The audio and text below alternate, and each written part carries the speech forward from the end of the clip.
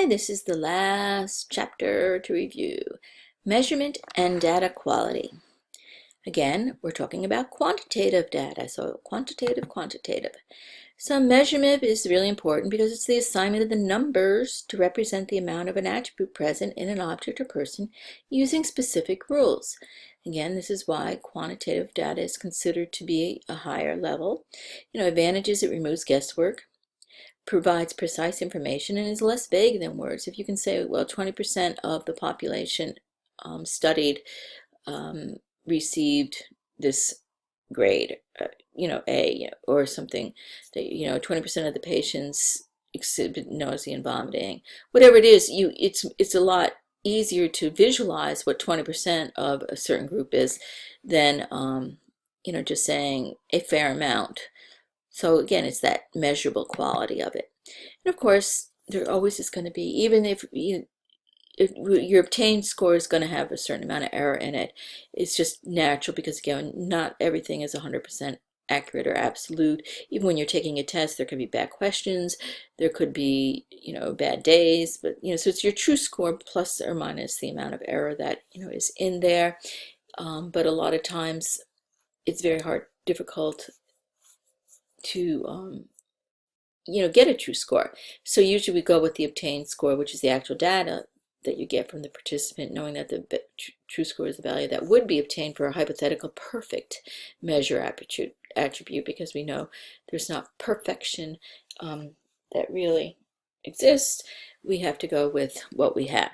So the error is going to be, you're going to have error no matter what, but you want to decrease the error as much as possible because it does represent that measurement's inaccuracy. So decreasing error is going to be one of the duties of the researcher.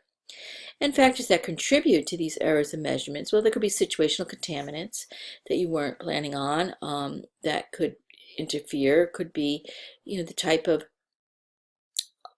situation where you may have big traffic accidents, so half your people don't get there in time, so the study can't get off on time. Or transitional personal factors could be somebody who had a really bad day or didn't get enough sleep, things of that nature. Response set biases is where people, as they're reading them, can, be biased in certain respects. Like if they have had a bad day, they may just not be thinking correctly. I've had people fill in if it's agree to disagree from right to left. They'll not even look to see that, but they're maybe used to seeing agree on the left when this time it's on the right, and just fill everything like they didn't agree with anything. And then when you think about, wow, that's really weird, somebody would totally disagree with everything. So sometimes you even design your tool to try to pick up that people aren't just going because you get contradictory statements from them based on how you design the tool, and then you'll know that they really didn't read them to give you the best answer that you possibly can get.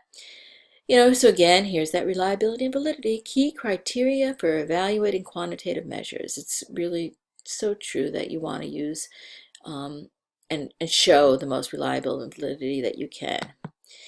Reliability is the consistency and accuracy with which an instrument measures that attribute. And we usually will get an assessment that involves computing a reliability coefficient. And these coefficients are based on correlation coefficients. So that's how you use a database and put in all your numbers, and it is going to give you a coefficient and show you how reliable the data is that you're presenting. Again, there's formulas to doing all this stuff, but you don't have to learn any of these formulas. You just input the information into statistical data sets, and it does it all for you. In certain research classes, you do have to learn some of them, but that you do not need to worry about learning the formulas to do any of this stuff. That would be if you're going to be a statistician or go into psychology and research or something of that nature. Anyway, so when you're looking at these numbers, though, it's important to know what they mean. So they're going to get correlation coefficients, and the coefficients indicate directions in the magnitude of the relationship, between the variables. So if you had a -1, it would be a perfect negative correlation, meaning if you had the more you study, the higher the let's see, no, that wouldn't be a good one. The less you study, no, I'm trying to that. Well, anyways, I'll have to think in a minute. A positive correlation, though, that's easy to come up with an example. Would be the more you study, the higher your grade. But I'm trying to see, a negative one would be, let's see, well, you could say the more you ate, the less weight you lost, or something that like shows a negative correlation between the two things that you're looking at, is what it is. And if you get a 0, there's no correlation. So if you get like a -1, that's a very barely even correlated, whereas if you get a -9, there's a high negative correlation. So the closer it is to 1 on either scale is the higher the correlation between the two variables that you're looking at. And whether it's a 1 is more and creates less of the other, or if it's both are positive, like one, more of one creates more of the other. So what you're looking at when you're doing reliability is stability. Does it, extent to which an instrument yields the same results on repeated administrations? Again, it shows you that it's a reliable instrument if you keep getting the same type of information when you repeatedly administer the same tool, like a blood pressure machine. You continue getting a reading of a blood pressure, then it's a pretty reliable tool. Now, is it calibrated correctly? Is the validity of that number? Well, that's not what we're looking at. We're just looking at, are you reliably getting a blood pressure? So there's, reliability and validity are two separate factors. You can't assume validity as long as something's reliable, because again, everybody reliably uses equipment every day and takes the numbers from it because you keep getting you're consistently getting what you expect to be getting, but is it truly valid? It's going to be one of the things you're going to have to look at. Internal consistency is the extent to which all the instrument's items are measuring the same attribute. It's again apples and oranges. You just need to be measuring the same thing, and sometimes one of the questions can be a little skewed and not be really looking at that construct, and sometimes that will interfere with your internal consistency. Your equivalence estimates of inter-rater or inter-observability reliability are obtained. So if you have more than one person, administering the tests, that they are doing it in the same manner, so you're getting equivalent results no matter who does it. Stability is the extent to which scores are similar on two separate instrument administrations of the instrument. So again, there's that retest reliability. It requires participants to complete the same instrument on 2 occasions, and you should get very similar, if not the exact, scores. So that's where you get that correlation coefficient between those scores, and you look at them in comparison with the first setting of scores and the second setting of scores and see if they are correlating well. And it's appropriate for relatively enduring attributes. Like if you're doing self-esteem testing, again, it should still be endured. People with high self-esteem usually keep self-esteem, but again, not necessarily. But how often the tools, measure it should be a quality that is pretty standardized. Internal consistency, the extent to which all the instrument's items are measuring the same attribute. Again, that's how the questions are worded is a really important thing. It's that construct validity that you're really looking at. And you would just administer your test, and then it looks at the congruence between the items itself. So it has to be done on multi-item instruments, and it's called a coefficient alpha. That's the test you run that really looks at the consistency in between the items on the test or the survey or something of that nature, to see that what people are saying are consistent, which is why sometimes they'll ask a question in 2 different ways on some of these tests to see if it gets answered in the same way, so that there is internal consistency with what the question is trying, the data the question is trying to get at. Equivalence is that degree of similarity between alternative forms of an instrument between multiple raters or observers using an instrument. So that, again, if there are, like, if you're doing alternate tests, like they're not the same questions, you have to make pretty darn sure that they are equivalent, or else your students are going to be very, very unhappy. The same thing with testing anybody in the hospital for how, if somebody's doing their observations, what are they looking for versus somebody else? So how have they been trained to make their observations? So again, it's most relevant for structured observations. And usually we just compare the observations to the ratings of the observers, and we can run it in a database, and you get and see how close your coefficients are. And it should be, again, the higher the number, the better the correlations. And there's a lot of formulas and assessments, but usually the kappa statistic is what you will see written in the literature about, the kappa was at point A, which shows good equivalence in the tool. So here, reliability coefficients represent that proportion of true variability that you're looking at, and you want to see it at least 0.7. 0.8 is preferable. You won't see it at 1. I mean, chances are, you can. I'm not saying you won't, but like say there was such an easy question and it was something you pretty much said everybody has to know this, and everybody studied it, and everybody got that question right. That's an expectation, but it wouldn't be a very discriminating test if everybody's getting every question right. So you really aren't going to usually see coefficients that are 0.9, 0.1. But usually the more questions you have, you're increasing the strength of your tool that you're going to be able to get good coefficient measurements, the higher, the more number of questions you're asking. Okay, and if you have very homogeneous groups versus heterogeneous, then you're going to get lower scores because the groups will be thinking alike, so they're going to be very consistent in that manner. Validity, the degree to which an instrument measures what it is supposed to measure. So that's face validity, content validity, criterion-related validity, and construct validity. So face validity refers to whether the instrument looks as though it is measuring the appropriate construct, and it's really based on judgment.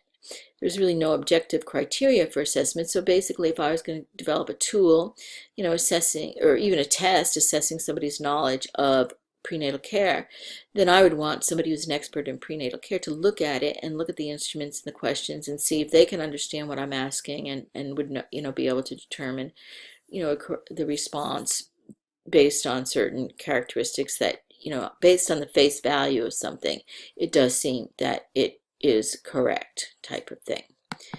Content validity is the degree to which an instrument has an appropriate sample of items for the construct being measured. Usually it's done by expert evaluation also, where they're looking for content validity index. So a lot of times you want to, especially if you're doing a testing from some material, you want to be able to have an expert look at it, and then also checking the content to sources to make sure that it is appropriately valued or valid, sorry, and that it does measure what it is that you want to be measuring. Criterion related is the degree to which the instrument correlates with an external criterion. These are more your benchmarking type of test. It's correlated with scores on the instrument and then that outside criterion that you're looking at to see how well it did, like with national groups or other groups. Criterion basically has some predictive validity, the instrument's ability to distinguish people whose performance differs on a future criterion. So if you really want to look at somebody's grades to kind of predict how they're going to do on certain tests, like for people to get into nursing school, we like to look at science and math grades because we think there's a better predictive validity in those kinds of courses as far as success in school. So concurrent would be the instrument's ability to distinguish individuals who differ on a present criterion. So again, how does it differentiate between those individuals on the measurement of that criterion? And so you're going to expect to see variance, and that is what you want to see, because if you saw everything being the same, 0, 0, 0, 0, then again you have to really wonder about the validity of the tool if it's so undiscriminating, should we say. So construct validity concerns what is the instrument really measuring, and does it adequately measure the construct of interest? So those would be what we would look at, because again we talk about like emotional intelligence or IQ tests or developmental tests. Are they being adapted as social, cultural, historical manners change and changing information? because a lot of times people don't update certain tests and how we're testing people, and so you can be missing the whole point in some of your tools. Methods would be, look at those theories, relationships based on theoretical predictions. Well, what should be happening based on what we've seen happening and the hypotheses we've seen, and people have studied and, shown that better communication, you have less errors in giving medications if you do the repeat back to the doctor type of thing. You're predicting certain relationship between variables that in theory this is what should happen.